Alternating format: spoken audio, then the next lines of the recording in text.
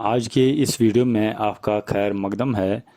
बात करेंगे आपके सबक की जो मैथ है, वहाँ पर है एक्सरसाइज 8.3 और पेज नंबर है 290। आज का टॉपिक रहेगा charge giving on borrowing money or simple interest. तो ये जानने से पहले कि बारोइंग क्या होता है, सिंपल इंटरेस्ट क्या होता है, तो हम सीधा जाएंगे बैंक की ओर। तो बैंक जो जाना जाता है पैसों के लेन देन के बारे में, वहाँ पर हम क्या करते हैं, डिपॉजिट करते हैं। वो मनी जो हमारे पास रहता है वो हम वहाँ पर अपने अकाउंट में डालते हैं और वहाँ से हम जब निकालते हैं उसको हम कहेंगे विड्रॉवल। तो अब वो बंदा जिसके पास पैसा नहीं रहता है वो क्या करता है, वो वहाँ से पैसा उधार के लेता है, जिसको हम कहेंगे लोन। तो जब वो लोन लेता है वहाँ से, तो ये लोन क्या होता है, ये वो अमाउंट होता है जो हम बारो करते हैं फ्रॉम द बारोवर। तो बारोवर किसको कहेंगे हम, बैंक को। तो जिसको हम कहेंगे प्रिंसिपल भी, उसको हम कहेंगे प्रिंसिपल अमाउंट भी।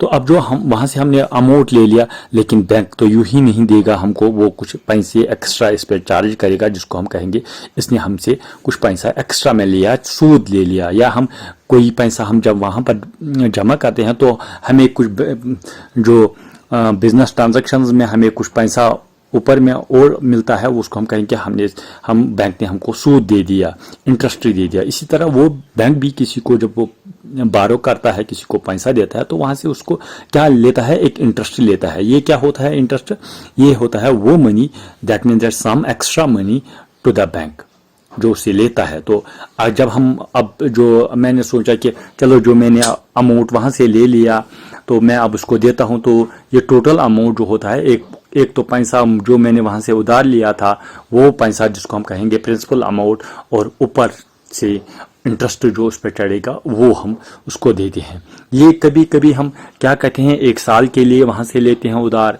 या 6 मंथ के लिए, या 3 years 4 years के लिए होता है। तो अब इंटरेस्ट कैसे चढ़ता है, इस पे ज़्यादा इंटरेस्ट नहीं चढ़ता है। समझो कि अगर बड़ा सा बिजनेस रहेगा 14%, 18%, तो 18% से ज़्यादा तो नहीं रहता है, और 2%। इसलिए कभी कभी जब हम इसके बारे में सोचें तो हमें पहले तो यही देखना है कि जब हम लोन वहाँ से लेते हैं तो मुझे इंटरेस्ट कहाँ पर देना पड़ेगा, जहाँ पर मुझे कम इंटरेस्ट देना पड़ेगा वहाँ से हम लेंगे। तो फिर बैंक ट्रांजैक्शंस में जो हमें याद रखना है, जो 3 मंथ होता है वो 3 मंथ्स का क्वार्टर रहता है, और 6 मंथ्स का जिसको हम कहेंगे हाफ ईयर, और 12 मंथ्स का जिसको हम कहेंगे एनुअली।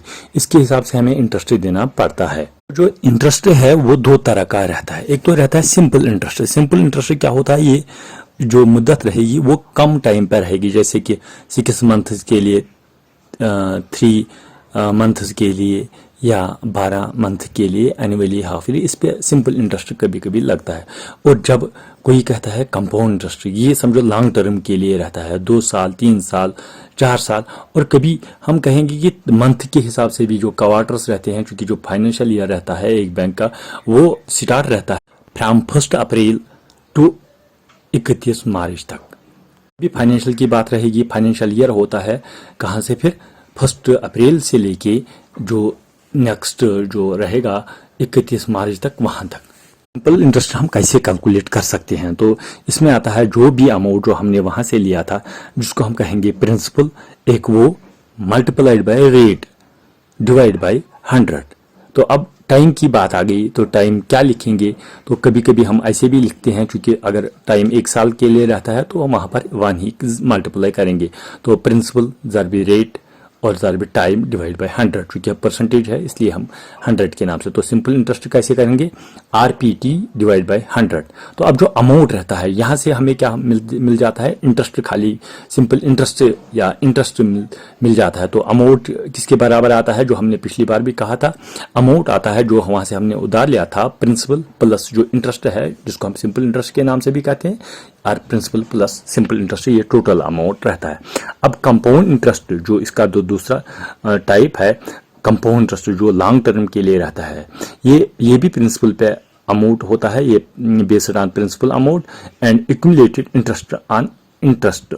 तो इसमें इंटरेस्ट भी एक्यूमुलेट रहता है, जो ये अलग से हमें नहीं करना पड़ता है। तो फिर क्या है कि अमाउंट जो हो रहता है ये अमाउंट बन जाता है। तो फिर क्या होता है, principal multiplied by 1 plus rate divide by 100 and whole raise power time. तो ये बन जाता है। तो अगर इस पर चढ़ता है। अगर इसमें कमी कुछ होगी तो हम डिप्रिसिएशन में भी लिख सकते हैं। तो अगर कमी हो गई तो principal multiplied by 1 minus rate divide by 100 raise power time. तो ये कंपाउंड इंटरेस्ट के लिए। तो अभी जो 7th में जहाँ हम पढ़ने जा रहे हैं वो खाली सिंपल इंटरेस्ट पे ही हमें फोकस है। That is the simple interest is equal to principal into rate into time divide by 100 or PRT divide by 100। तो ये इसके लिए सिंपल सी एक फार्मूला है। आज के लिए इतना ही। आपसे अलविदा चाहते हैं। खुदा हाफिज।